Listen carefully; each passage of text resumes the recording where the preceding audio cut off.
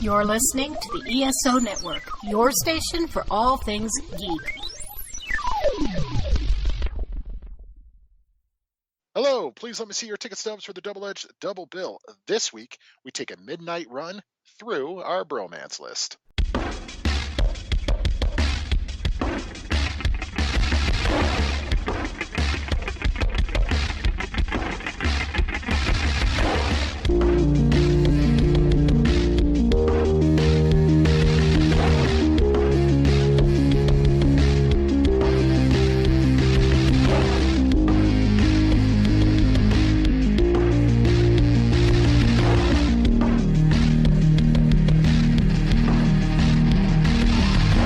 Each week, Adam Thomas and Thomas Mariani will come to the table to discuss the randomly selected yin and yang of a double feature.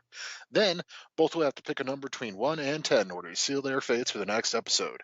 One will have 2 good movies, the other 2 bad ones. Let the chaos begin. And I am Adam Thomas, and, don't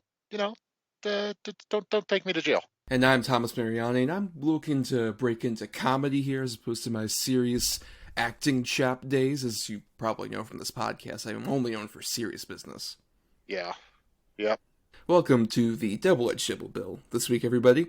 We are doing something interesting because it's Valentine's Day week, and previously we've done romance movies, or then rom-coms, as we've done previously. But we decided to put it up to our patrons over at patreon.com/DETBpod. More on that later, about what we can do for this Valentine's Day to spice things up. And appropriately enough, it's bromances, cinematic bromances. Like much like our bromance that's been developing for so many years. Yeah, but ours is like real sort of hot and heavy. I would say lurid. Well, it's very much an on again, off again. Where if is it going to stay a bromance? It's going to go more than that. It's very much a real Pam and Jim kind of scenario. Yeah, sure. Yeah, I guess. That's exactly what it is. No. But I think it's interesting, especially, it's going to bromance, which, if you're unaware, like you've heard that term before, it's basically just like very affectionate male friendships, especially in film. It can be like a really fun thing to watch, in particular in a movie, where it's just like, oh, these two guys necessarily aren't romantically involved, which isn't a bad thing, obviously. But it's so fun to see them like have real affection for each other, even if it's platonic. Yeah, and I'd say the term bromance, when you say it really took off with like sort of the Judd Apatow films.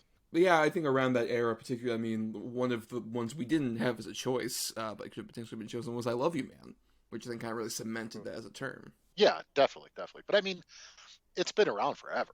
I mean, all the way back to, The Odd Couple and things like that. I mean, there's been bromance in films for, ever. Abbott and Costello, for God's sakes.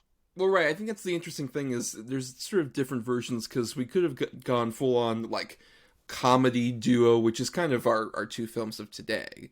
Or we could have gone like my alternative choice of Butch Cassidy and the Sundance Kid, which is a lot more of like trading sort of jokes back and forth, but there's genuinely like a unit. Yeah. No, I mean, think of like all the, the 80s cop movies with the partners who wants a loose cannon and blah, blah.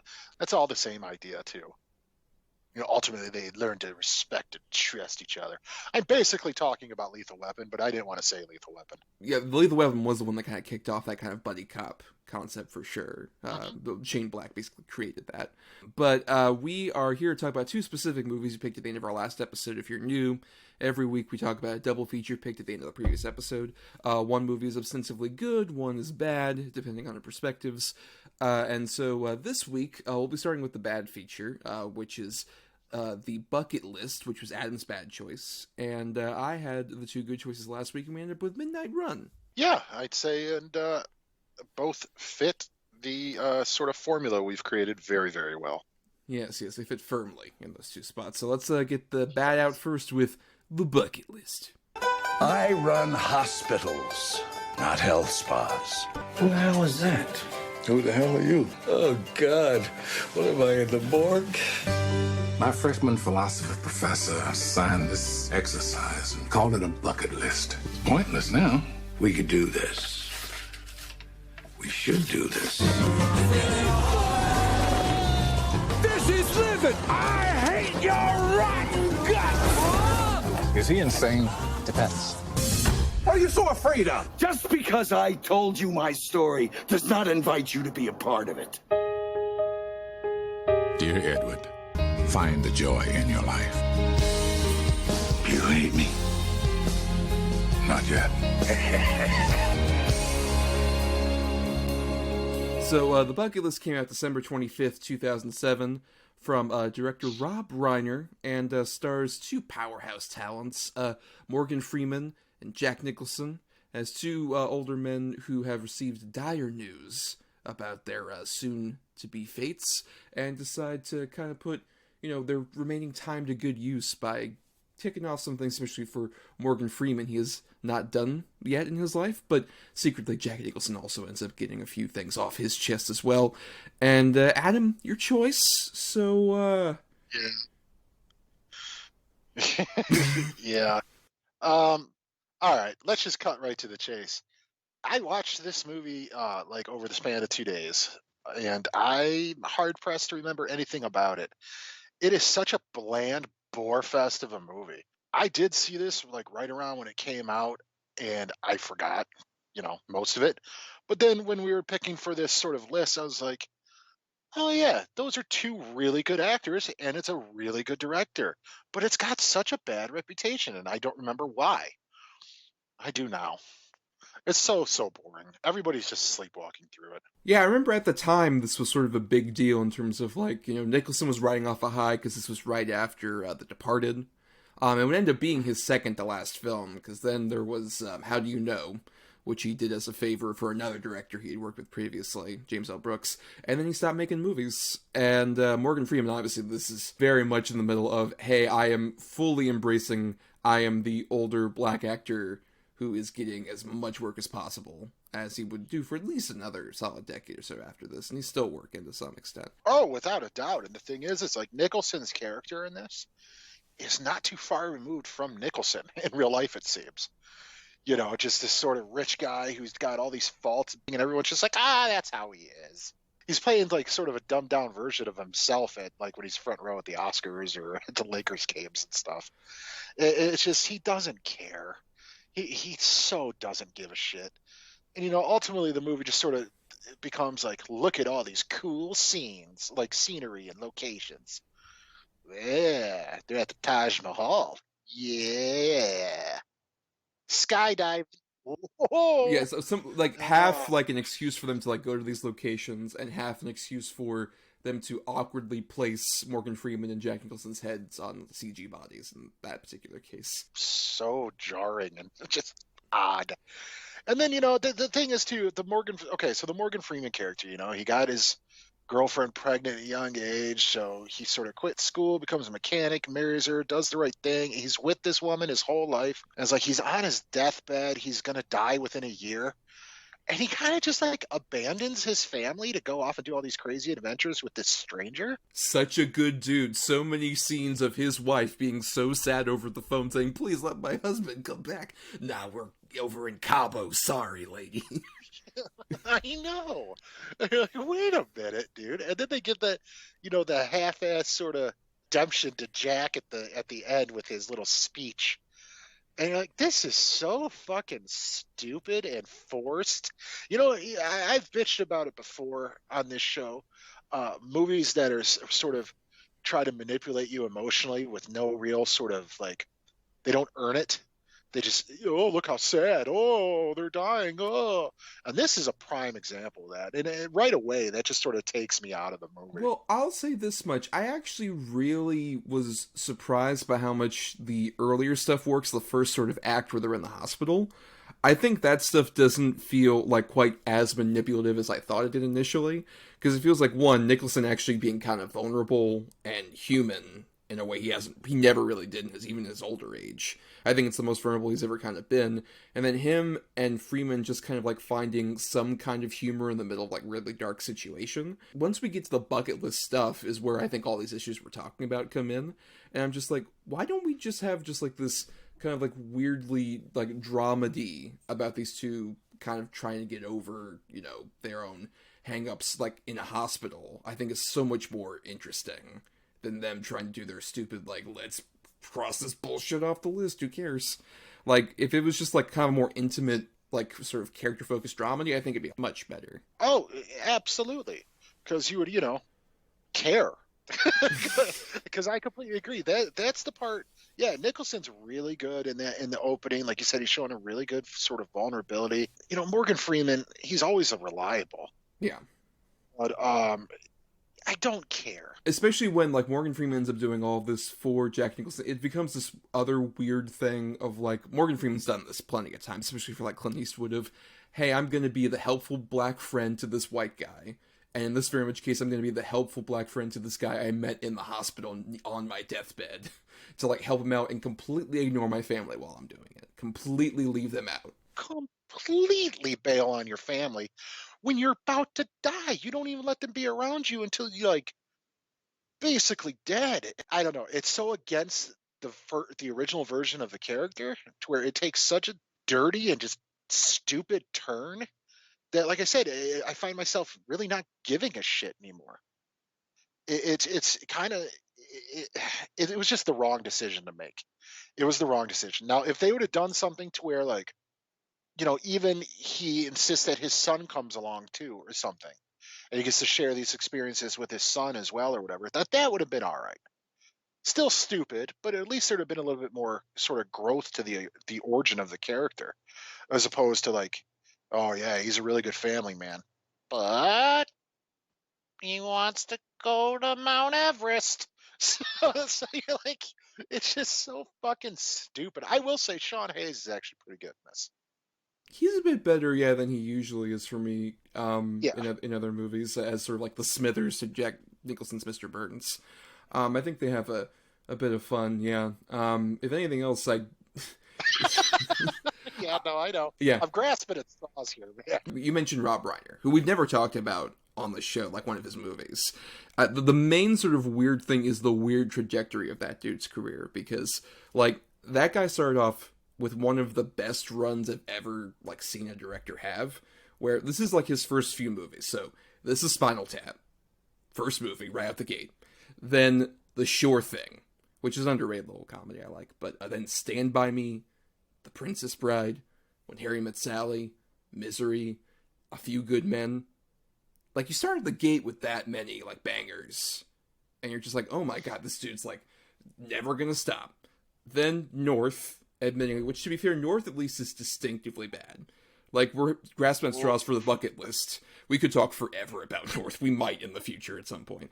And then after that, The American President, a very like cute little movie that works. But then after that, I think it's just a bunch of movies like The Bucket List. They're just kind of forgettable, milquetoast, bland movies like Ghost of Mississippi, Story of Us, Alex and Emma, Rumor Has It, the LBJ movie starring Woody Harrelson from a couple of years ago.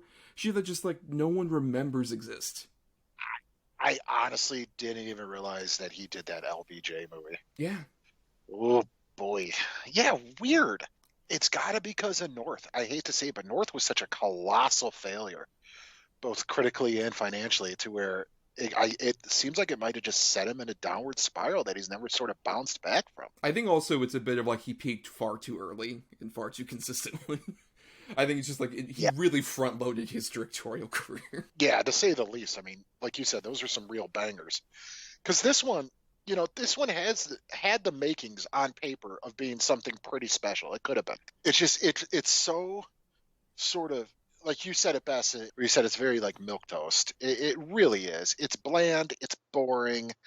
It's kind of formulaic and paint by the numbers, but in a way that goes against sort of a lot of the character archetypes that are established in the first 20 minutes. Like the thing is, these two guys are going through this, going through cancer. They both got a year to live. That's awful. It's tragic. It's sad. It's whatever. And I get trying to make it like, look at, you still always have time to sort of achieve your dreams and, make, time for things to work and blah, blah, blah. But the whole time you're watching, it doesn't matter because Nicholson doesn't really have a character. He's just rich and kind of a prick. And Morgan Freeman, like I said, he abandons his family, but the whole time the cancer and the ultimate end is looming, which is fine, but it takes sort of the absurd moments and just it takes the punch out of what's supposed to be exciting or fun, because I don't care. Like I just don't care. It's just sort of like, let's have excuses for us to put Morgan Freeman and Jack Nicholson in these scenarios. Like there's that, or there's like the weird race car sequence where Morgan Freeman like tries to murder Jack Nicholson technically, or just like, I'm gonna kill you, and just rams his car into him. It's just, what are we doing? What's this tonal nightmare that's happening? These two were dying, right? Yeah, I thought you thought so, and by that too. Realistically, these two dudes are in the hospital because they have extreme cancer that they're going to die from. Half of the shit they do in this movie, they wouldn't survive. Yeah, I love that it's not until like he's just sitting down at a restaurant that Morgan Freeman has like an emergency issue with like the catheter. Just like, oh, that's what it took? Just you sitting down with Nicholson in France at a fucking fancy restaurant. Right, but the race car, the jumping out of the plane, or none of that really affected you. No, you were fine. At all. You were fine before that. Yeah, totally fine. Totally fine. It's just, like I said, man, the formula is there for this to at least been something competent, but it's such a misfire on almost every level. If it wasn't for the first 20 to 30 minutes, this would just be almost unwatchable. Yeah, there's a few moments I do want to highlight from that first bit, like especially the bit with Jack Nicholson and the glasses when he's like laying down, and he's told the news, and you just see the like lenses reflect the eyes, stuff like that, which is like, oh wow, this seems like an interesting directorial decision.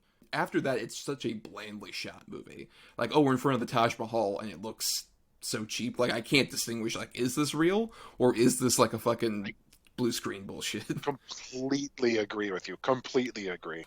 And sometimes in set pieces, it's from one shot to the next. Right.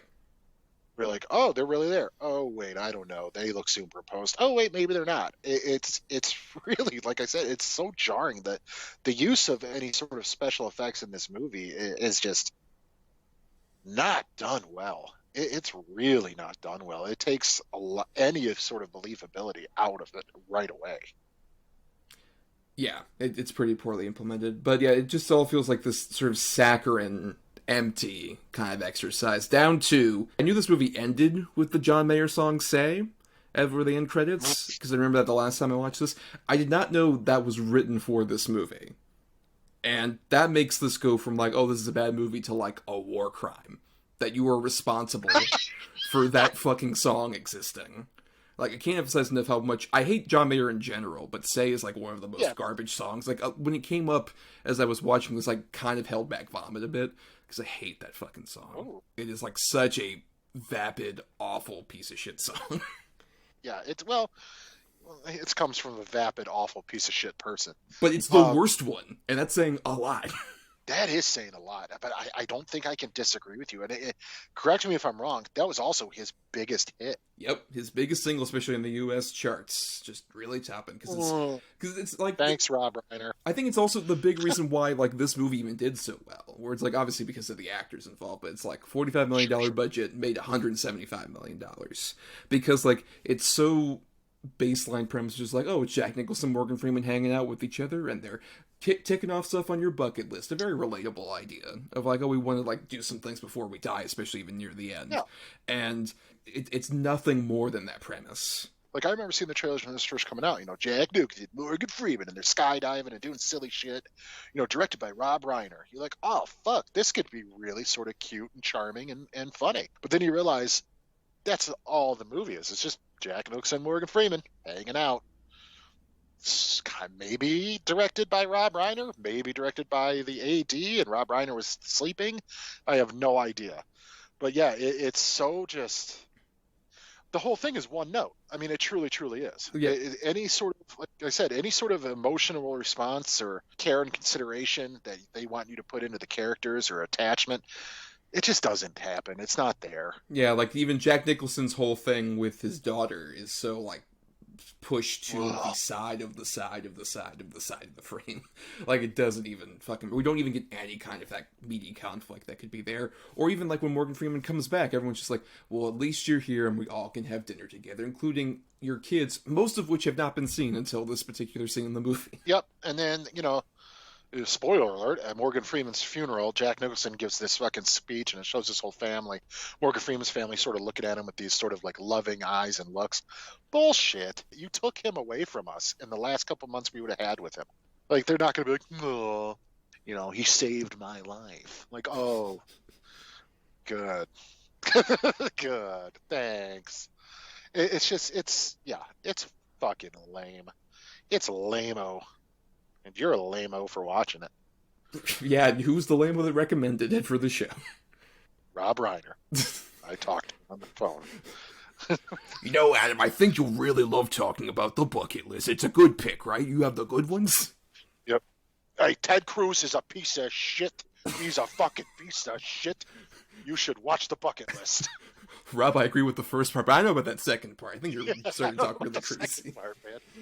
Yeah, take it easy, buddy. But do you have any final thoughts you can muster about the bucket list?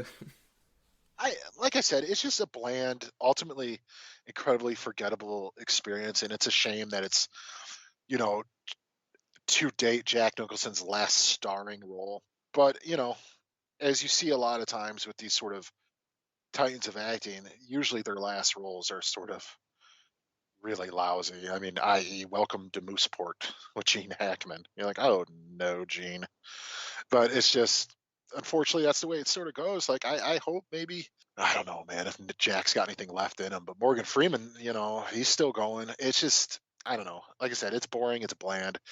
Has all the sort of the bones of something that could be really fun and cute and endearing. And it just, there's no meat to it at all. I heard a story about him being offered something in his retirement to come back, and he called back, I thought about doing it, and it sounded pretty good, but then I realized I was sitting in a hammock, and I was drinking out of a coconut, and I think I preferred doing that. He put his all into something like The Departed right before this, which is like easily like one of his best performances, and it's his last really great one. Then he got a check from his buddies Rob Reiner and James L. Brooks, and then he fucked off. I had respect for that. Yeah. Oh, I do too. I completely do too. I'd do the same damn thing. Yeah, and then I'd spend the rest of my days being like a weird goblin at Lakers games. Sure, I would do that. Yeah, fuck it. But yeah, I generally agree. It's definitely such a bland, forgettable one. It's one of those, like I said, that like we've talked about many times. Whenever we do like a bland bad movie, where even though I've seen this movie twice now, I'm gonna forget about most of the details of this until and you might forget it too. It's just like, oh, what about the bucket list? Why did everyone hate that? Oh yeah, because I watched it 6 months ago and it was bad. Forgettable. Yeah. Yeah, it's one of those things. Despite a good premise, despite some interesting things, to tell you exactly how much effort was put in, screenwriter Justin Zackham apparently finished the script in 2 weeks. It feels like it. Yep, that makes sense. Really, really feels like it. But we're going to talk about a much better bromance movie in just a moment. But first, here is an ad for an ESO she can queue up right after ours. Howdy! Listen up. I am talking. Now, the question of the hour is, who's got a Doctor Who podcast? Answer. We do. Next question. Who's listening to it? Answer. You are. If you're sitting up there in your silly little spaceship and you've got any plans to listen to a Doctor Who podcast, just remember who's standing in your way. And then, do the smart thing. Listen to Earth Station Who right here on the ESO Network. Alright, and let's get into Midnight Run. I love to travel by train. Oh, yeah? What do you think this is, a class trip? A tough ex-cop. Are you always this angry? A sensitive criminal. Oh, no. Come on. Cigarettes are killers. Why are we running away from the FBI? Because I gotta bring it back myself, otherwise I won't get my money. They're seeing America the hard way. What did you do before you did this? What qualified you for this? Robert De Niro. It is truly in your best interest to just relax. Charles Grodin. I'm totally relaxed. From the director of Beverly Hills Cop, Midnight Run. So Midnight Run came out July 20th, 1988. Pretty interesting perspective into Robert De Niro's career, who we talked about many times on the show. But this is sort of, I would say, his first big comedy role. He had done movies that kind of flirted with comedy, like King of Comedy, even though it's much more of like a dark, satirical dramedy of sorts. This is his first sort of big comedy part, and he'd wanted to do a comedy around this point, and so he ended up getting with Martin Brest, who at this time was coming off the success of Beverly Hills Cop, and ended up teaming up with Charles Grodin, of all people, for this comedy where Robert De Niro plays a former cop who's now like a bounty hunter for bail bondsmen, and he's off to find the Duke, who's Charles Grodin's character, who's an accountant that managed to siphon a lot of money from a big-time gangster who De Niro has a history with. And the Duke and him end up going cross-country after a bunch of shenanigans take place. And yeah, it's sort of about a like begrudging bromance of sorts that builds up between the two.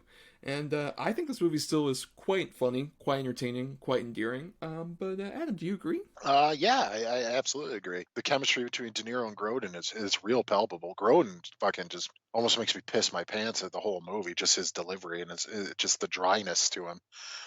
Yeah, I think it's such a good movie, and it's just populated by so many character actors. I mean, Joey Pants, Dennis Farina, Yaphet Kotto. I mean, it's on and on and on.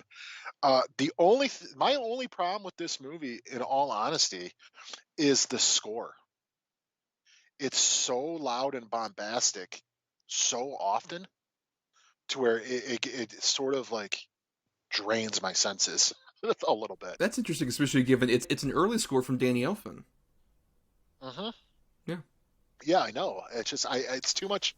I don't know, man. It's too much trumpet or too much saxophone or some shit. I don't know. Well, I mean, I think this is him kind of transitioning out of doing like a couple big Tim Burton scores to start off with. Just like, oh, I can kind of transition that into doing a cop score. Yeah, you're right, exactly, and that's sort of maybe where this jointedness of it comes in for me. It's not ultimately distracting; it's more annoying. But other than that, I mean, I absolutely think this is just a phenomenal movie. It's not outright a straight up comedy.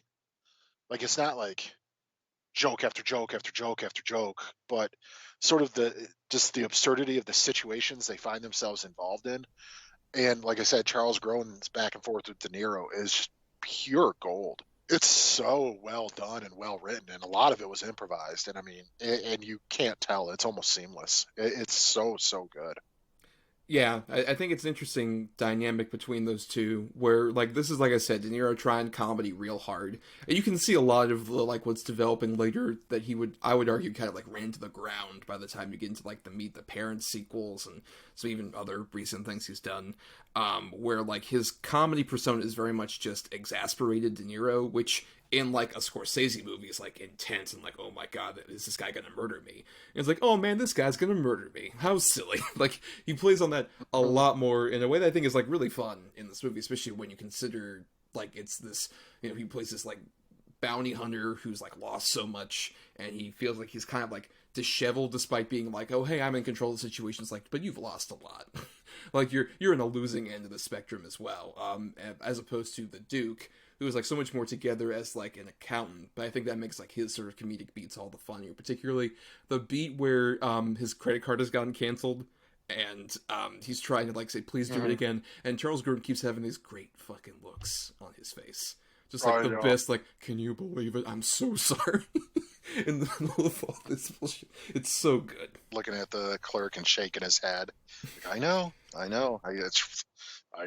He's so fucking funny to me, Charles Grodin, in this movie. Just the way he constantly is trying to get De Niro to open up. And at first, you know, you think maybe he's doing it just to be a prick. And I do believe that's the case. But, you know, as the movie goes on, I'd say pretty much by the time after they leave De Niro's ex's house, you can tell he's genuinely like, what's going on with you? Like, what happened? Like, he really does want to know. And it's so well done in that way, because there's not really much of a tonal shift. It's just in sort of the inflection. And it's so well done and funny. And you end up really sort of rooting for these guys to become friends. Yeah, I think it's a lot of credit to, even though I know a lot of the stuff, the sort of individual scenes were sort of improvised to some extent, George Gallo's script, I think, does such a great job of especially like getting you invested in the scenario that's going on here, where it's a really great setup of just like, you got your cross-country trip for like a bounty, and you've got like the mob, but also the FBI on your tail, and that's what makes, I think, such a big, particularly like hit at the time, but also a consistent, like, huge cable movie and home video movie at the time. And I think it's because, like, it's such an ingenious, like, conceit that it doesn't stop with the conceit, like the bucket list. It actually develops that conceit a lot further, and it kind of gets you invested in the bromance, because you're like Charles Grodin, where, like, you want to know what's up with him, but also just, like, you want to figure, like, how does, like, an accountant steal $15 million and give it all to charity? Is this guy just a goody two-shoes, or, like, what's a bit more developed from either side of that coin? And I think they do such a great job, like, bouncing off each other, where they're kind of being sarcastic and asshole-ish, and as it goes along, just like, oh, but they have, like, a lot more endearing quality by the time they're, like, on the train. I think it's where that bromance fully cements, with stuff just, like, maybe looking at one of those chickens, like, there's fun bits that just, like, really get you endeared to the two of them as they gradually grow more endeared to each other. Yeah, that's a good line. Yeah, you ever had sex with an animal, Jack? There's some good-looking chickens there.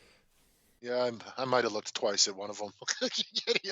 It's just really sort of the absurdity of the question sort of just disarms it, because you got to figure they've been fighting the whole train ride, because Grodin tried to leave him and not let him in the train, and he got in and he handcuffed him and all this shit. Which, by the way, the lead up to them getting on that train, the Grodin's little con that he pulls at the bar, so good. is so funny and good. The way he's eye fucking the bartender and the owner and that old man that's sitting there, looking at him like, you sons of bitches. Like, it's so good. It's so well done. And they both look like shit. They're both filthy, unshaven, and yet still just the full commitment to the sort of the con. It's so well done and funny. It's really all in the stance in particular from Grodin. Like, he's very straight-laced up top. I like how they contrast between the way he impersonates an FBI agent and the way De Niro impersonates, where it's just like, yeah, we have an FBI agent, come on, let's go. Like, he's trying, like, I don't have time for you kind of thing. Like, it shows just, like, how different their chemistry is, which I think is so key, because this is a Universal movie. It was originally a Paramount movie, and Paramount was really gung-ho about, like, no, not Grodin, we have to get a star, or, like, an up-and-coming talent. To where they were like, either Robin Williams was supposed to play that part, then at a certain point it was Bruce Willis, and then at a certain point they were like, well, let's change it to get sex appeal to a lady, let's have Cher do it. And none of those three would have worked, like, at all off of De Niro. No, I agree. And originally, I remember too, correct me if I'm wrong, but they wanted Chevy Chase and I forget who for the Robert De Niro part, but that was originally who they had sort of. The script was optioned originally with those two attached to it, and then once it got turned around, that's when they sort of changed gears. I mean, Chase would have probably been the closest to, like, something similar to this, but you wouldn't have gotten nearly as emotionally invested. You would have just had the, like, sort of like stuck up prick kind of angle.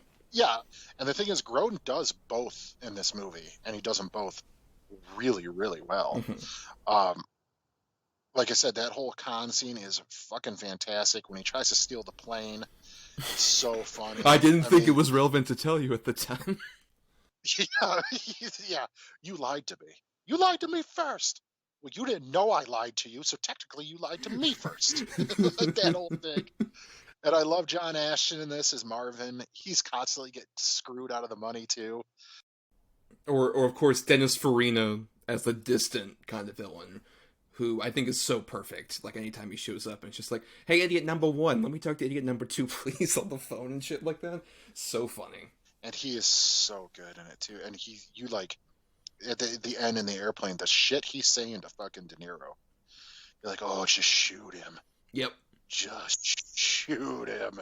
He's such a piece of shit. And also, yeah, Yafet Kodo is also such an intimidating presence at the same time. And then once we get to that point, he's just like, oh god, I'm going to have a heart attack. I'm going to have a heart attack before this is all over. Yeah, and he's really, really intimidating in it.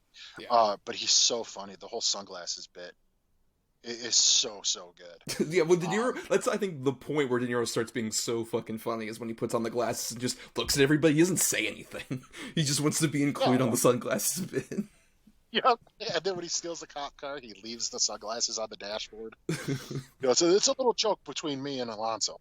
Like, it's really, really good. Oh, and by the way, I figured out it was supposed to be Harrison Ford and Chevy Chase. Yeah, that... Mm-hmm. No, I don't think that would have worked, because Harrison Ford would have been too much of a straight man, and Chevy would have been too much of an asshole. It would not nearly have worked. No, I agree. There would have been no sort of likability to either character. Mm-hmm.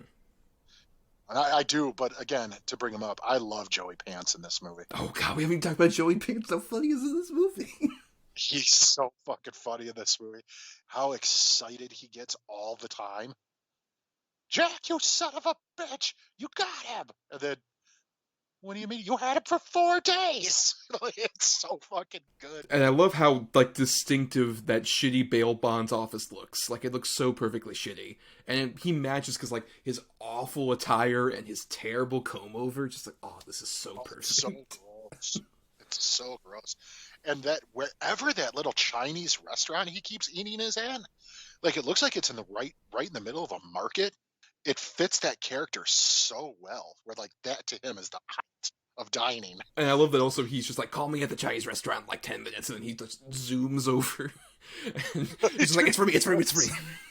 And they start talking, and especially how he like starts screaming about like that all the money, and meanwhile like all the people in the shopping center are like walking by. I know, and I love, I had a contract written out with them. A contract, really? You signed a contract? Yeah, there goes $100,000. 100? He told me 25. Like, it's so good. And the thing is, Marvin, while he is he's a despicable piece of shit, but he's also like, you kind of like him too, because he's not outright evil. He's just a bondsman. He's a bounty hunter who wants to get a big payday. He's not like, he doesn't try to kill anybody or anything. Yeah, there's a roguishness that kind of fits him and De Niro, where they feel like it's just, hey man, we're gonna be doing this. And it's, I would say honestly for me, like, I think that comedy works so well that my biggest points were, I don't check out totally, but I just think like it becomes a serviceable action movie, like when the action set pieces start. I think aside from honestly like the helicopter car chase, I think most of them are just like, oh, this is fun. That's like an action set piece, nothing incredibly memorable, but I just want to get back to the comedy. I agree, but they do a pretty good job of not lingering on it too long. I'd say the helicopter scene is the sort of the longest one, but even the shootout at the bus station, it wraps up pretty quick with them escaping and taking the cop car and stuff like that. Yeah, I think it's more of a problem in something like Beverly Hills Cop from Martin Brest, who, speaking of directors and weird careers, this one's fascinating.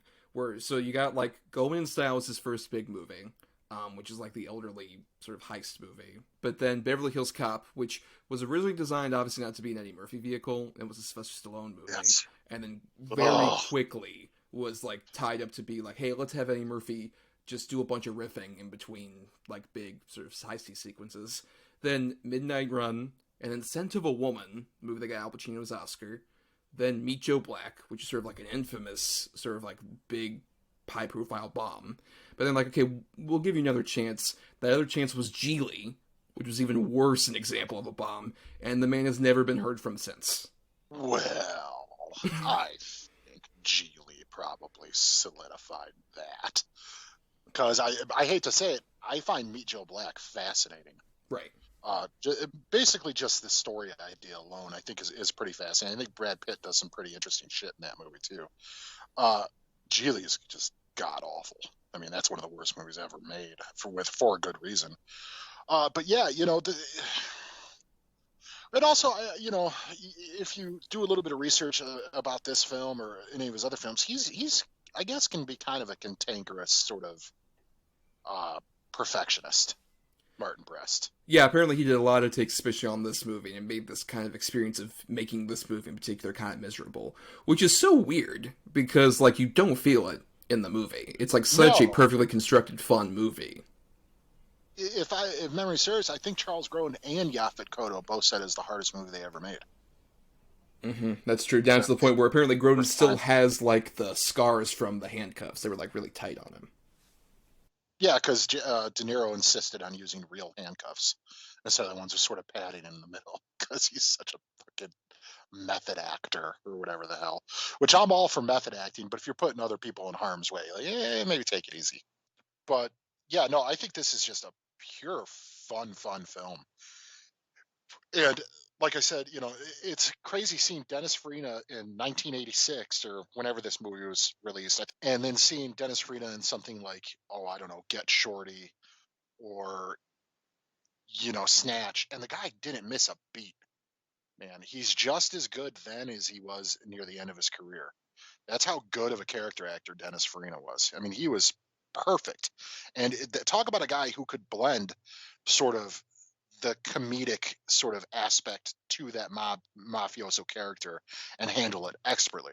I mean, that's Dennis Farina all over the place. Well, I think that's a big thing with this movie is it feels like it's kind of like really hones in on a lot of like the comedic personas of the actors that would like continue from here. Like even a Joey Pants, I think that's very much the case. Or De Niro, I would say very much the case. Where like after this point, like I said, De Niro would do a lot of comedy work in between doing like some serious stuff.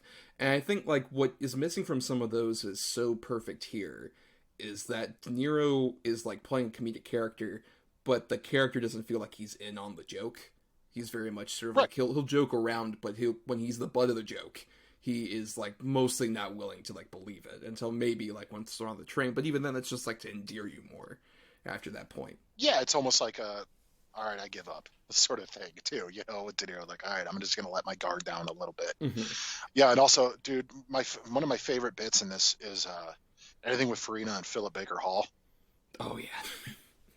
I advise you against it. Stu, shut the fuck up and have a cream soda. Everything will work out. Get a cola and a goddamn sandwich. Do fucking something for once. It's just so good. He's such a prick. It's so fucking good. And ultimately, the smartness of the sort of even con to capture Farina at the end is so well done and believable. Mm-hmm. Even though I doubt any of that would probably actually fly. But it's so well constructed, and you're totally on board. Yeah. Even when you're watching, dude, give him the discs. Just give him the fucking discs. Right. You're right there with like Yafet Kodo when De Niro's like putting it down. Like now he'll get hit for extortion, right? He's like, yes, he will. He's writing that shit down. Uh-huh. But also, I think even though like we're talking about like the ingeniousness of sort of like the comedy and even like some of the like sort of cop chase elements.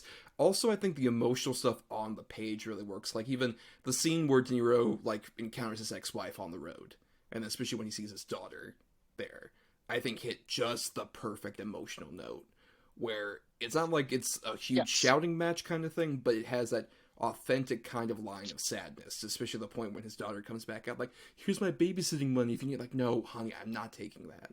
Yes, and one thing that I really do like is that you could tell he cares about his ex-wife and he does care about his daughter, but he doesn't let his guard down in front of Grodin at all. He doesn't say, I love you to his daughter. None of that shit. Right. Like, it's just a wave by and he's gone. I mean, he doesn't take the money, which is great, which is a great sort of character, I don't know, trait of his, where, I mean, they're in the shit, man. They need every dime they could possibly get and he won't take the money. I mean, I thought that was pretty cool. Yeah. Because ultimately, he's not a fucking piece of shit. He doesn't take bribes. He doesn't want to take things from people. And, that's ultimately what led to his sort of downfall of his relationship. And his career as a cop. Because he wouldn't take the bribes from Farina back in the day, and he got framed or whatever. And it's really good, and they don't drop it for a second. Even to the end where, spoiler alert, he decides to let Grodin go, and Grodin, gives him the money belt, and he even tells him, he's like, this isn't a bribe, it's not a payoff, it's a gift. Well, especially because he's like, you already let me go. Yeah, you already let me go, so this isn't a payoff, this is a gift. And you're like, aw, that's so cute. He has that one recurring thing that's just like, I want to open up a coffee shop with like the money I get from turning you in. It's like, it's something so simple, and they don't like really dwell on it, which is like, I want to have a nice cafe where anybody can come. Oh, it's Bobby De Niro's coffee shop. They just like, they keep it as a runner, as a thing. It's just like, it's a good solid motivation. He doesn't want to be a cop anymore because the system's corrupt, but he also doesn't want to be a shitty bounty hunter. Right, exactly. He's tired of dealing with sort of the criminal element and everything. He wants out of that lifestyle. But I love that scene where he tells Grodin what he wants to do, and Grodin just takes the piss out of him immediately. As an accountant, I got to tell you, that's a very horrible idea. Most businesses fail in the first 6 months. Especially restaurants fail in the first 6 months. Especially restaurants fail in the first 6 months. I love even how they later bring that back when they're at the dining car and he tries to leave the tip and she's like, that's 10%. These people live on tips. I know. And I love the very subtlety of, as an accountant, and then near the end it's as your accountant. Yes. Where he's sort of, he's basically saying I care about you. You are my friend. And how beautiful is it too about at the very end when De Niro looks back and he's gone? Yes. Perfect. Yes, I am so glad too, because it would have been terrible for there to be a turnaround and then another wave scene or a hug or something like that. I'm so glad it just ended the way it did. The De Niro, you got change for 1,000? What are you, fucking comedian? All right, looks like I'm walking, and then that's it. End of the movie. It's so well done. Yeah, even though it's weird that apparently I didn't know this until doing research for this episode. They made a bunch of straight-to-TV sequels to this, in specifically 1994. What? I know, I did not know. Apparently, in 1994, 3 in a row made-for-TV sequels to this came out, where it was Jack Walsh is now played by Christopher McDonald. Shooter McGavin. Shooter McGavin, yes. And he takes 3 different bounties from Eddie, who's now played by Dan Hedaya. Okay, well, that one I can kind of see, to be honest. True, yeah. That doesn't bother me as much, but Shooter McGavin, what in the fuck? Oh, I don't even think I could find. I don't even want to see those. I bet those are train wrecks. And I get the temptation just because it's Jack Walsh seems like he would be perfect for a show about hey, each week I take a bond or whatever. But at the same time, there's no point because this is the perfect story. It had to take place post this story. Well, no, pre this story. Yeah. Pre this story, yeah. Because if it takes place after this story, then you're just fucking ruining the whole arc of the character. Yeah. I bet it's something like his coffee shop failed, and now he's got to go back to the life. Bum, bum, bum, bum. Or I wouldn't be surprised if they just completely ignore that. But it's just so weird. So even if it's pre, so it's okay, so Christopher McDonald mutated into Robert De Niro, he lost several feet. Yeah, right. And he's clearly not Italian. The other thing too, I remember De Niro wanting to remake this movie for a while with his production company, and it just never got traction, which is probably for the best, to be honest. Yeah, I don't see quite anybody else making this work. Gun to your head, if you had to do a remake to this now, who could you possibly cast? Oh shit, man! Who actually might be pretty good, and I hate to say it, but he as at least the Grodin character, Will Ferrell, Stranger Than Fiction type of Will Ferrell and stuff, or even Steve Carell. I could see someone like that who can do serious work, but they have more of a comedic tint because you'd have to change it a little bit in order to make it even worth doing. As far as the De Niro character, I have fucking zero idea. This feels like a movie that would have come out about 5 years ago and would have been probably Kevin Hart and Will Ferrell. But Get Hard probably happened and that made it not a thing. If Get Hard was successful enough, they would have probably fucking done that. That's pretty accurate. That's probably exactly the type of people it would be. Or Ice Cube and Kevin Hart. Right, the unofficial Ride-Along 3. Yeah, basically. Oh, God. Just leave it alone, though. This is one of those where you don't need to remake, because it's obviously it takes place in the 80s just because of the technology that's being used and the locales and stuff, but it's still pretty timeless. This story doesn't need to be retold in a modern setting. It really doesn't. No, because it would be a lot less sort of tension filled, especially any bits where it's oh, hey, we can't communicate and we have to send a wire over or bullshit like that. No, that would be completely resolved in 2021. Instantly. Yeah, but even the idea of him just having a man in handcuffs on a random place and nobody questioning it, or clearly brandishing a gun, that none of that could happen now. No, or even Charles Grodin freaking out on the plane would not be easily resolved. Well, you gotta go on a train now, boys. That would not happen. Yeah. Or I don't know, the Mafia. which Right. basically doesn't exist in this form anymore. Yeah. So it would have to be like Colombian drug lords or something, which, oh god. Yeah, no, just don't remake this. Leave it as is. Well, those sound like pretty good starts to final thoughts and final thoughts on Midnight Run. I hadn't seen this in years and years and years. Like you said, it was such a staple of cable television when I was growing up that, I've seen it quite a few times, but I sort of forgot about it, and it faded a little bit from memory until you picked it for this. So this was a real treat to sort of watch again and be able to pick up on a lot of things I never noticed before, or some of the jokes that didn't land for me because I was younger. I thoroughly, thoroughly enjoyed this. Like I said, if it wasn't for the score, this would be easily one of my top films we've done for the show. And would you say it fits perfectly as a good bromance? Oh, without a doubt, yeah. Especially because it's like a budding one. Like it's not right off the bat. These two literally hate each other, and then they sort of, because of the situation, have to become friends. So I mean, it's a bromance slash, basically a romance, friendship, whatever you want to call it, in every sense of the word, and it blossoming, and it's handled really, really well. They still, even at the end, are sort of reluctant friends in a way. It's not at the end they're not hugging each other and like, oh, I love you, man, and everything. It's like a mutual, like, all right, you go your way, I go mine, thank you, and it's done. But they'll always remember that wonderful trip they had across country. Yeah, because it gives them the watch, too. Watch. Very true, very true. Yeah, I completely agree. I don't have much to add, except, especially if, like, you're somebody who, like, has grown up a bit more with recent De Niro in your head, and it's a lot more of like, oh, how did the Martin Scorsese beloved collaborator become the war with grandpa guy? I would definitely recommend watching this one in particular, because it has all of his great comedic traits, but also he doesn't overbear it from a Grodin, who he works perfectly off of. This is a really great movie. I'd definitely recommend if you've never seen it before. If it's one of those you've kind of heard of but never seen, it's a real joy and a real bromantic affair. But that's the end of our discussion of our two films. We'll be picking our films for next week at the end, so stay tuned for that.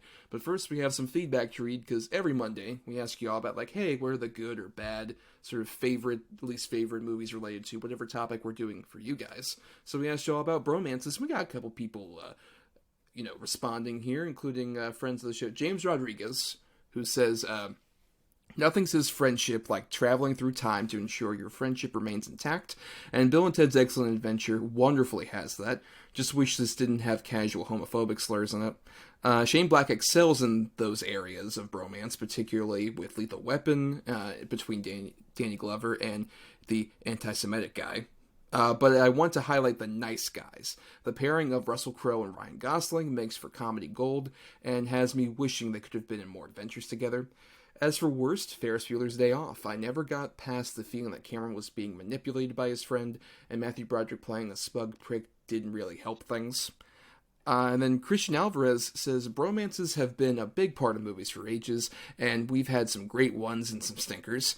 Examples of bad bromances would be The Rock and Vin Diesel in the Fast and Furious movies, since their real-life hatred for each other was so public during the last movie. It's obvious they're not friends, and of course, Johnny and Mark in The Room, because everyone betrayed Johnny. Positive examples are Paul Newman and Robert Redford, whether in Butch Cassidy and the Sundance Kid or The Sting. Almost everyone in Lord of the Rings movies, like Gimli and Legolas, Frodo and Sam, or Merry and Pippin. Sylvester Stallone and Kurt Russell in Tango and Cash are great. The greatest romance of all is Simon Pegg and Nick Frost, whether it's throughout the Cornetto trilogy, Any Adventures of Tintin, or even that C-3PO R2-D2 sketch they did for YouTube.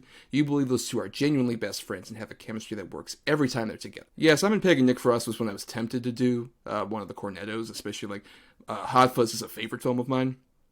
I think it's such a perfect, bouncing off each other. And I like how in those movies they kind of, the first two have a very similar relationship, but even in At the World's End, they switch off. Because in that one, Nick Frost is more the put-together guy, and Simon Pegg's kind of the more pathetic guy, but they do it without missing a beat. They play either part perfectly in those three movies. Oh, yeah, no, I absolutely agree. Yeah, Hot Fuzz is my favorite of the three as well. I think it's just pitch perfect action comedy. If you want to see a good action comedy, there you go.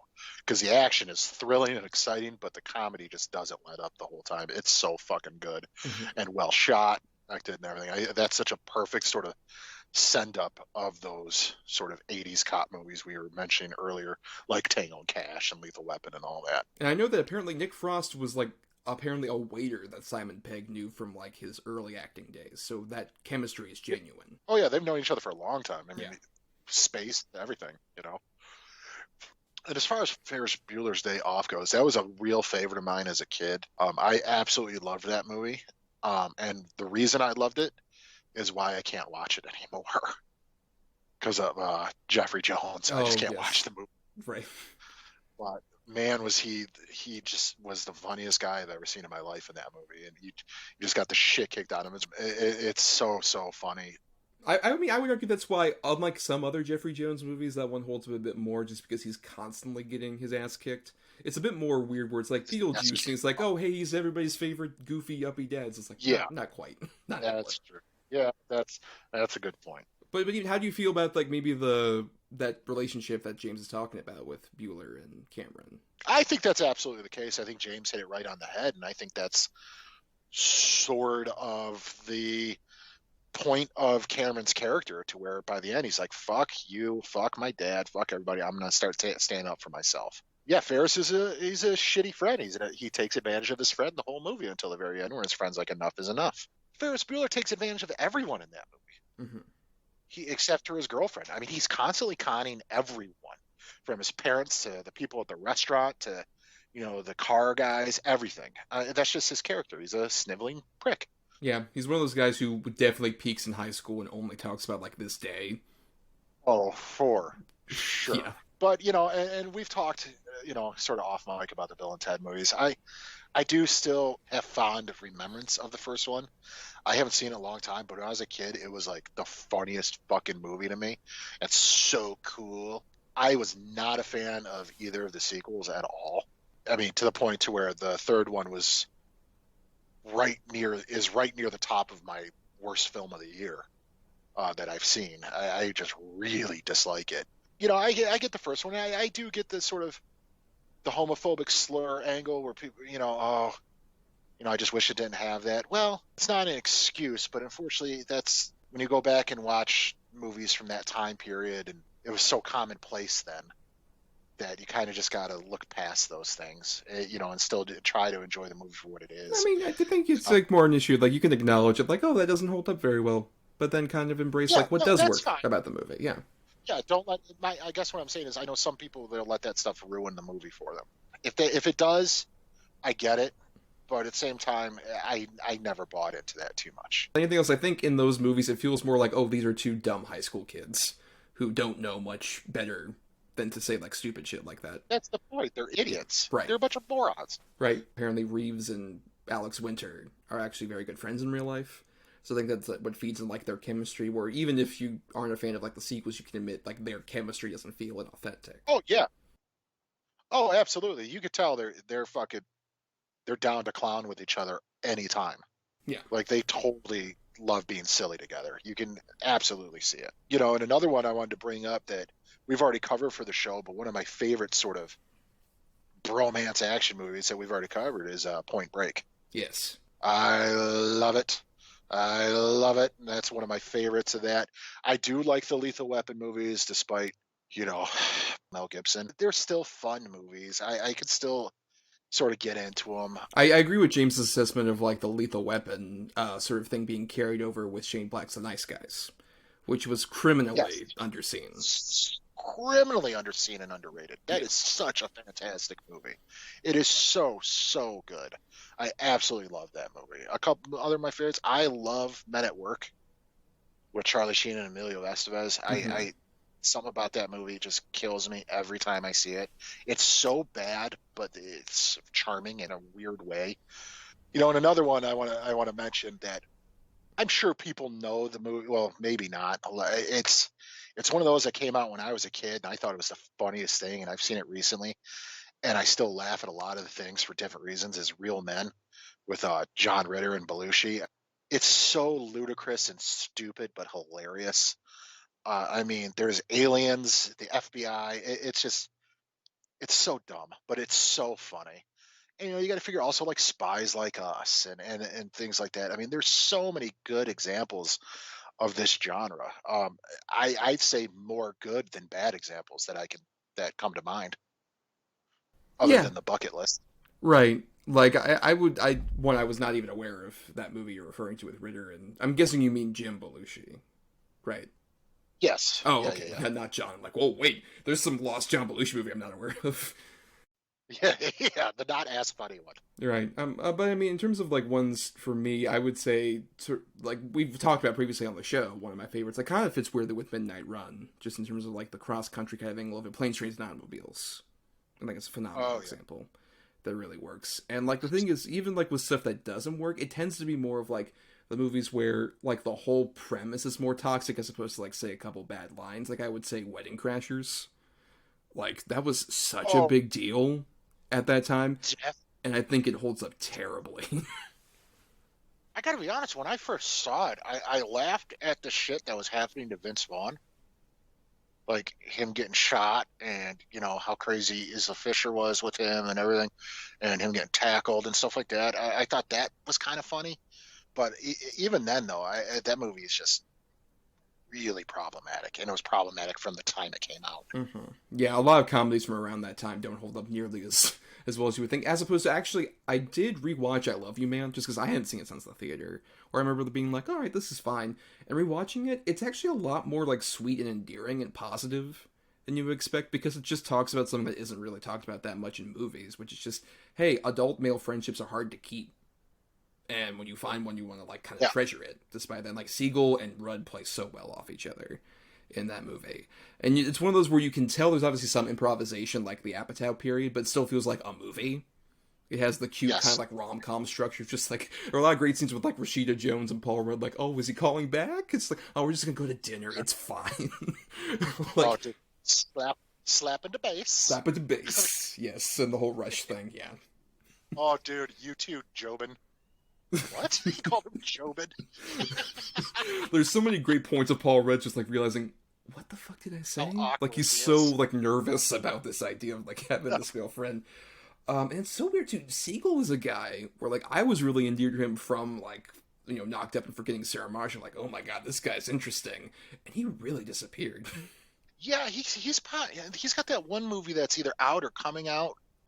Right. With, Casey Affleck and Dakota Johnson or whatever. Yeah, he's done a lot of that stuff recently, like independent comedies. Well, no, more dramas. He went hard into drama, which feels so weird for that dude. Like, no offense, but he's just like so massively tall that I just like I can't see you having like serious relationships with people on camera. It just feels so weird. I mean, at all. He did a full crying breakup scene with a donger out. I can't take that guy serious, dude. True. As hard as I try, I just can't do it. But he was able to work with the Muppets after that, so who knows? Who knows? Yeah, who knows? Oh god, that Dracula musical. Oh my god. It's so fucking funny. But I'm a real big fan of the sort of subgenre as a whole. Like I said, I'm hard pressed to really think of a lot of really bad ones. But I'm always excited to see sort of a new one. Speaking of Jay Siegel, like Jeff Who Lives at Home, that was pretty lousy. Yes. Well, of course, because what's his name? I can't stand him. Oh, Ed Helms, you're not a fan of? Yeah, he's so vanilla and one note for me. Like, he's the same in everything he does. He's one of those guys where he worked really well as a supporting character on, like, The Office, or even in other things where he'd pop up. He's a really good supporting actor, but every time he's tried to be, like, either a co-lead or a lead straight out, it just kind of reminds you, like, oh, yeah, there's not much to him. There's not much to him, right. No, unfortunately. And even then on The Office, they, like, really ran that into the ground. That was the worst part of, like, the last couple seasons, was how much of an asshole he was to Ellie Kemper. Like, that's why I can't really rewatch that show, especially going all the way full. No, I agree. And the thing is, too, it was a bad idea to sort of give him center stage anyways, because he had all these movie projects going, so he just wouldn't be on the show for like a 5 to 6 episode stretch. Yeah, like he left like boating or whatever when his girlfriend needed him or some shit, like whatever the fuck. Yeah, and he'd come back and be awful. Try to steal his job back and stuff. Like, it's just Yeah, I agree. We also had a bit of feedback in reference to a previous episode we did, speaking of comedies, in reference to our stand-up comedian vehicles episode. Bill L. had this to submit, where we talked about prop comics, given Carrot Top was the star of Chairman of the Board. And Bill L. says, I don't think I've ever seen Carrot Top, and everything I've heard has been negative, so I can't imagine why it's impossible to have much of a positive reaction to prop comedy when you can't really get away from Carrot Top in your mind. But what about Joel Hodgson as Joel Robinson on MST3K? During the host segments, he, and for that matter the Mads, would come up with a bunch of very inventive, even literally prop comedy in the middle of the invention exchanges. I don't know what Joel was like as a prop comic on stage, but it did help, at least in the show, to see him do some one-offs and only a few bits with the, doing the invention exchanges. It would be really fun to see him and the bots interact off of that. But maybe it's really good he moved off of that to another format. And this was one I was thinking of when I was editing the show. I didn't even think of like Hodgson. And even then, like, I'll say that I love MST3K, though the invention exchanges are kind of part of why Joel isn't my favorite of the hosts. I agree. Yeah, Mike's my favorite. Right, because Mike kind of like dropped that angle of it and focused more on like when the host segments would pop up, just having like weird character beats for all of them to do. Yes. But I'll say at the same time that like I don't think that prop comedy, without that, he would have been able to make like the incredibly endearing homemade designs of like all the different robots on that show. Oh yeah, no, without a doubt. And I've never even really considered him to be a prop comic, but I guess at its core, yeah, that's what he was. So yeah, good call on that, Bill. Yeah, and I think I've seen some of like his stand-up where he would do prop comedy. I think what works about him doing that is Joel is so like lackadaisical about it. Like he doesn't feel like Carrot Top where he's trying to impress you with the props.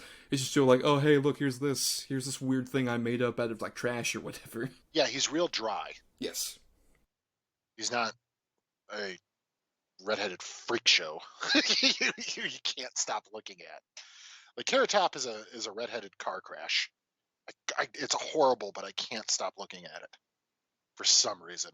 I saw his first set he apparently ever did without props in it, which was like only a couple years ago. Yeah, he did a set. It was like filmed for like some Comedy Central show where they just have, I don't know what that show is called, but you can see the clips online where it's like everybody's performing at this one specific bar and they're all like in the middle. It's like a strip club kind of thing with like two poles, but they don't actually. Oh, I know what you're talking about. It's on Netflix now. I think it's literally just called Stand Up. Yeah, it's a bit more intimate. Yeah. I've seen some people do it well. Carrot Top did one, and it was just like, oh, okay, this is why you have props. Yeah. Because him trying to be like sort of a bit more like naked and off the cuff does not feel like it works. But I don't know, that dude's at the fucking what's the one hotel in Vegas? It's like where the pyramid is. Is it the Luxor? I believe it's the Luxor. Yeah, he's been performing there for like he's the headliner comedian there, and he's been for ages. I know. Dude, he's worth a ton of money because of that. Yes. I think his contract's like $1 million a year or something like that, and then he gets free living. Yeah, like he lives at the hotel. I mean, good on him, dude. I guess I'm good without it. But then I mean, wouldn't you consider sort of? I know it's different, but in a way it's not because they're still using a prop like the ventriloquist comedians. I mean, I would consider ventriloquism a bit different in that I do agree that like there is technically a prop that's there, but there's also like adding puppetry. You asked the wrong person, by the way. Like, is puppetry prop comedy? Yeah. So like, excuse me, sir, allow me to elaborate. Well, no, but my fucking Muppet ass. Like, that's not the.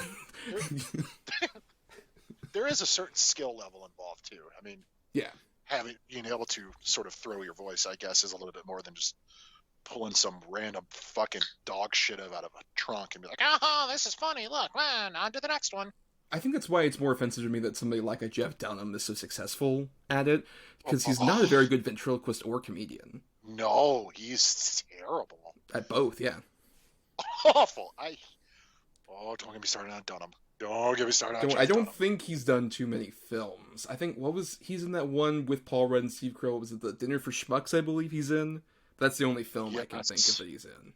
Which is a terrible film, by the way. Not a very good movie. I've heard as much. I only literally know of it because the trailer had Jeff Dunham in it, and I'm like, ooh, ew, no. No, thank you, sir. Yeah, that's enough for me. I will pass on this. But thank you all for that feedback, all of you. And of course, we also want to thank some other people like Chris Oliver for the intro and outro music used in our show. Listen to more of his music at chrisoliver.bandcamp.com. Thanks to Emily Scarter for the art for our show. And thanks to our loyal patrons over at patreon.com/GEDBpod, where, as we mentioned earlier, you guys get to pick stuff like topics we do for the show or individual like movies we cover. And actually, all of you patrons, this week we're going to need your help. Because along with the bonus podcasts we do, we'll be doing one in February for top 10 robot movies, top 10 robots in TV and film. So stay tuned for that. But also, we're doing something special in March. We're doing a March Madness bracket about the best movie villains. And there are a total of 32 slots, most of which we filled up between Adam, myself, and our various cohorts that are going to be involved in that episode. It's going to be a pretty interesting experience. But we left 2 slots open because each of us took 6, so we only have 30 of 32 slots filled, and we need those other 2 slots to be filled by you edgelord patrons out there. We're going to have a post up asking you all for, like, hey, what movie villains that aren't on this bracket that we'll show you? Like, what are we missing? What are the 2 slots need to be filled? We need your help with that. Yeah. Just help us out. Go crazy off the cuff if you want. Doesn't matter. Whatever gets the most votes, that's going to go in. Yeah. And it'll be fun to talk about. It'll be fun to see where you guys are coming from. A lot of the obvious ones are in there, so you can pick like maybe some ones that we missed. Just I can't believe why would we miss this, or even just a few that aren't nearly as appreciated. And we'll definitely pick 2 of them. We'll definitely create you on that episode. Yes, absolutely, for sure. Now, Adam, we gotta ask people to follow us on social medias and stuff. We gotta ask them to follow us on @DEDBpod on both Twitter and Facebook. That's where we ask you all about those feelers, like, hey, what are your favorite, least favorite things related to whatever topic we do? And you can email us feedback given at doubleedgedoublebill@gmail.com, all spelled out. And, if you don't maybe have the consistent funds of a Patreon supporter, you could just mack it all down on something you can buy over at the TeePublic store. You can buy a coffee cup or a t-shirt, a mask, anything like that with our logo on it. That helps. It gets us a bit of a kickback. Yeah, I have a little money. I'd like a lot more. That's where you people come in. Such a good sales pitch. Like, I have some money. I could always use some more, though. Yeah. It's true. But yeah, buy some shit. Buy my shit. Buy my shit. I'll always love a good critic reference. God, dude, I love the critics so much. Oh yes, for sure. But if you want more of our individual antics, you can find us on social medias. Like I am on Twitter, Instagram, and Letterboxd as @NotTheWho'sTommy, and I also do some writing at marianithomas.wordpress.com, where you can read some movie writing I do, including I put up recently a post about some movies I saw at Sundance, which includes we talked about Edgar Wright earlier, the Edgar Wright documentary The Sparks Brothers, the Jared Carmichael directorial debut of On the Count of Three, and the spooky horror movie The Blazing World. Ooh, interesting. Well, where can we find interesting stuff from you, Adam? Oh, I wouldn't say anything I do is interesting, but I'm on Twitter and Instagram at Atom or Adam, ATOM _or _ADAM. Once in a while, I'll post a cryptic tweet, sometimes not so cryptic. A lot of pictures of paintings I've done. And, I will share any of your guys' stuff. Go ahead and send me a friend request on Instagram. I'll accept it. I am a glutton for punishment and numbers. Yes, and for more of our gluttony, you can subscribe to us on Apple Podcasts, Spotify, Stitcher, and other podcasting platforms. If you're listening on ESO, why not listen to all the other great shows there? Or you can dig into our archives for a bunch of episodes we posted even before we were on ESO on our Podbean channel. And if nothing else, if you can't support us by buying some merch or contributing to the Patreon, we would appreciate if you just rate, reviewed, or shared the show around to give us more visibility, because that's absolutely free. Yeah, like how I just said I would do it for you people. Fucking return the favor. Fucking sheep. You're all sheep. Wake up. Yeah, so please continue to be sheep and subscribe to us. Join the sheep. And subscribe and share our stuff. Yes. But now, Adam, we gotta do our picking for next week. And next week we decided, this actor just appeared in a recent movie, except the Little Things. And also, it's Black History Month, so we decided let's cover a black figure in film we've been wanting to do since, I'd say, the start. We're going to do an episode finally about Mr. Denzel Washington, one of the great movie stars still working today. Oh, yeah. Yeah, absolutely. I put Denzel right up there as far as like one of the greatest American actors of all time, especially because not only does he have that sort of movie star status, guy's got some fucking chops too. Yeah, he's actually one of those good actors the kids talk about. You heard about this Denzel kid? You might be going places. Yeah, we'll see. We'll see. But, Adam, you at least are going to see the positive side of it because you have the 2 good movies for that episode. I have the 2 bad movies. And so you've assigned a number between 1 and 10 for your choices. Done the same for mine. So we're going to pick a number between 1 and 10 for each other's choices. And that gets us the 1 good and 1 bad film we cover in the following week's episode. So, for your 2 good choices, Adam, I'm going to go with number 9. All right. So, at number 10, I have a movie that a lot of people think is, it's okay. I happen to think it's one of the better action movies of the last decade. I think it's super, super fun. I picked The First Equalizer. Okay, I've never seen The First Equalizer, actually. That's interesting. Okay. I think it's super, super fun and underrated. Okay. And then at number 1, I guess it kind of goes without saying, I had Training Day. Of course, the movie you won his Best Actor Oscar for. Yep, both directed by the same guy. Right, Anton Fuqua. Yeah. Yep. All right, so now for my 2 bad choices, Adam. I'll go number 2. Okay, so at number 3, I had a movie I haven't seen fully, but I've heard so many fun things about how terrible this one is. Sure. From the 90s, it's a movie he did with a rising star at the time, Mr. Russell Crowe. It's Virtuosity. I fucking knew it. I knew this was going to be your choice, and I am super excited to talk about Virtuosity. Loved it when I was a kid.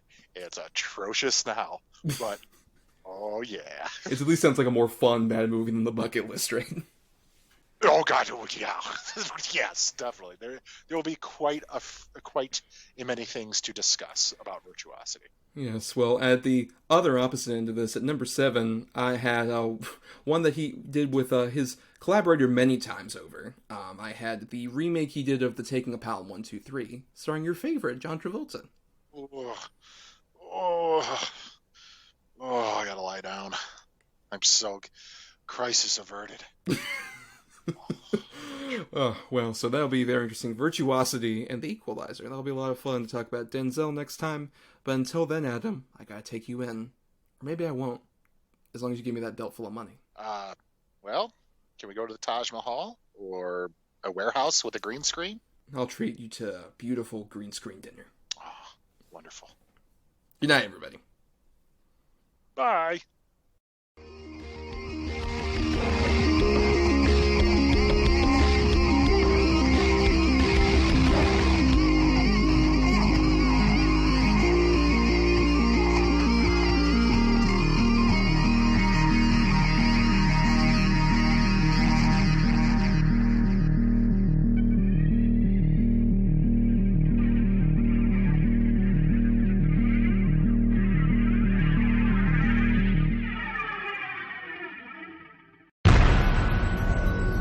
This has been a broadcast of the ESO Network. Be part of the crew and help support our shows by donating to our ESO Patreon or by shopping at the TeePublic store, which can all be found at www.esonetwork.com. The ESO Network, your station for all things geek.